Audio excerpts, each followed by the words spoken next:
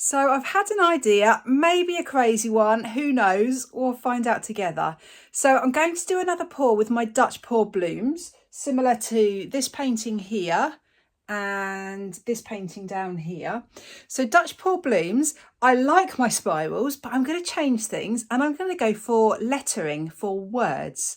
So I don't know if I've ever seen fluid art text before, but I'm going to try it. So my idea is to get a long canvas and I'm going to put the blooms down to spell the word love. So yesterday was Valentine's Day, but Valentine's love is one thing. There is so much love in the world, and I love hearts, I love pinky colours, love colours. So I'm going to write the word love in Dutch pour blooms. Who knows if this will work? If it doesn't work, you won't see this video because I'll delete it. But if it does work, I think it could look really cute. So here goes. My canvas is 30 centimetres by 70 centimetres. So I've planned it out, I've mapped it out. So I drew a border around the edge first, so I made sure I had the right gap between the lettering and the edge of the canvas. And then I've divided the box into four, drew the letter on, and then I've just used frog tape to create the little border. So it's got a little lip on it, so part of it's stuck down and the rest of it's got a little tiny lip. And the reason I do that is I'm going to blow the base coat all over this canvas, but you'll still see the ridges of the lips of the frog tape, so I can see where my lettering is going to be.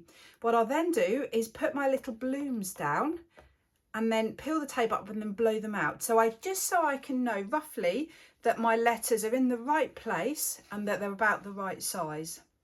So the colours I'm going to use are pale pink. This is the base colour. This is just a combination of pinks that I've using up that I've got left over. It's got mixed with floetrol and with water. I've got some bronze, some baby blue, some kind of a deep purpley violet, and then this is an iridescent pink. I'm not sure if I'll use all of those. I might, in fact, I think I will take that out because I think those colours would look better. And 3 is plenty. And then I will put some white cell activator on the top, which is Amsterdam titanium white mixed with Australian floetrol. But these are all mixed with floetrol. So Dutch pour consistency. So it's nice and runny, nice and fluid. Right, first of all, we're going to just pour this over. And then I will just use my hairdryer to blow this out.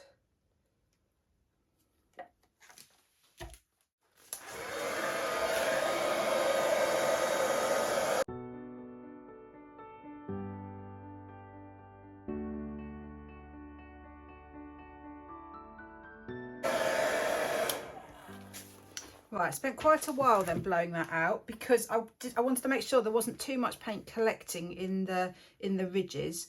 Now I've definitely got a loose bit of tape there.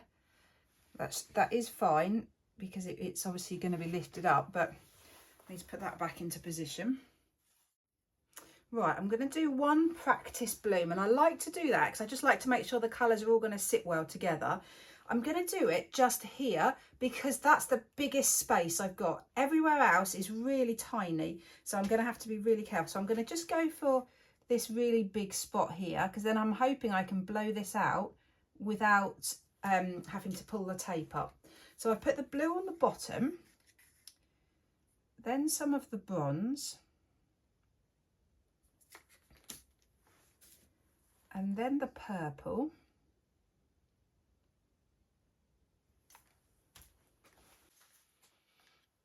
And then the cell activator on top.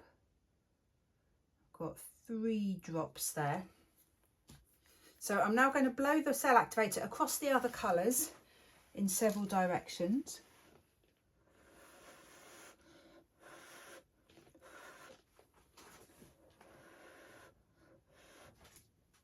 And then I just want to watch it and see what happens. Right, I've got a few concerns because a lot of that pale pink is showing through. And I can also see some of the bare canvas now. I think I need more of the dark. Okay, I'm going to take that up and go again. I'm going to change things. I think I'm going to put the dark on the bottom, then the blue, then the bronze, and then the dark on the top again.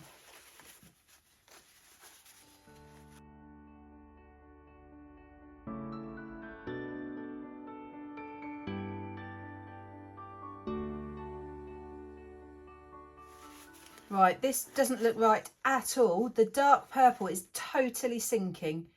In fact, all my colours seem to be sinking into the pink.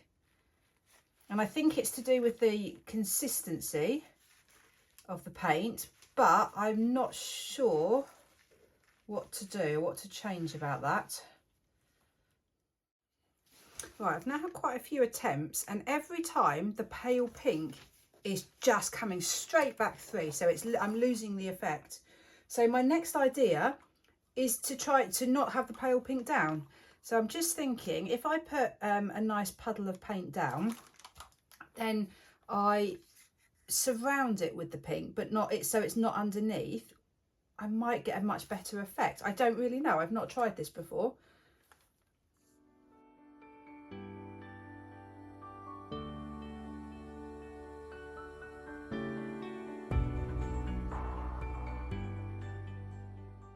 So that's definitely better. So I've got the pink, but it's just more around the edge, and I've got more of the other colours. So I think I am going to just remove some of the pink in the centre of each letter.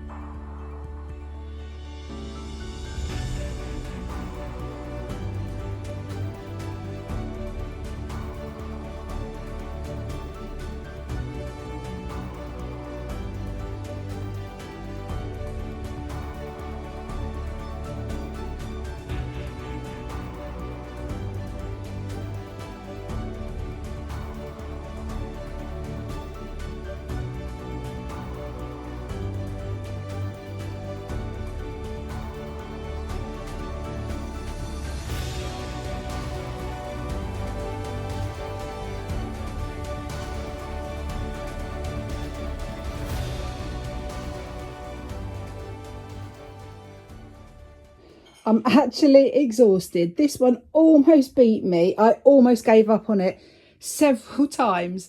So I'm really happy with the result. It's not quite as pretty as I was hoping. I was hoping for some beautiful lacing, and unfortunately that's got a bit lost. Let me show you one bit of lacing and cells which are absolutely stunning. That bit there, absolutely beautiful. But unfortunately everywhere else, because I've been blowing around so much, a lot of that beautiful lacing has been lost. There are little pockets of it all over. Maybe I'm being a bit too harsh. There are lots of beautiful little sections in it, but I had to keep adding bits of paint. I even added little extra bits of cell activator until I got the colour or the thickness that I wanted of the lettering. You can see it sort of bled around the edge a little bit. So what I'll probably do is use my little dots. I like putting some little dots around the edge just to sharpen the edges up a little bit, just to add another element to it. So I will probably do that when it's finished, just to sharpen it up a little bit. What I'm really happy with is the contrast. So really nice, obvious dark lettering against the pale pink base. There's a lot of bronze in it, so that will really shine and really shimmer when it's dry. So overall, yep, I'm happy with it. Not sure I love it. So it's now finished. I've got very mixed feelings. I'm afraid it's just not quite perfect enough, because I like it in theory, but it's just not quite symmetrical. It's not, it just hasn't got an even gap all the way around. I think it's just my perfectionism coming out too much here, but there are some amazing positives for learning for going forward for when I do a next one. So let me show you the lettering. So you can see I've put some little dots all the way around, and the reason I've done that is just to try and sharpen up the edges, just to give it a more defined, more distinct edge. So the lacing, some of the lacing is absolutely beautiful. Really happy with the depth of the colour. So the pink, the purple, the turquoise and the bronze show up really, really nicely. Love the pale pink base. This was a reused canvas, and unfortunately that shows. Can you see the little air bubbles, the little holes? So they were little air bubbles from the previous pour. So unfortunately they show through, which is the downside of using such thin paint on an old canvas. So I've created a border, you'll notice. So I've got the purpley colour around the edge, and then I've just highlighted it with a black marker pen, so it makes it look like a shadow, so it's like a shadow border. So this has worked. So I've now got writing in fluid art, but I've realised a much better way for next time, and that is to do my Dutch pour ribbons. So instead of the blooms, I'm going to do something again, very similar, but with the Dutch pour ribbon technique instead of the bloom technique. And I think I'll be happier with that. I'll have more control over the lettering and the result. Please let me know what you think. Please let me know, do you think it has worked? I know I'm critical, but yeah, I can't help it. So let me know what you think. Great, take care everyone. Bye.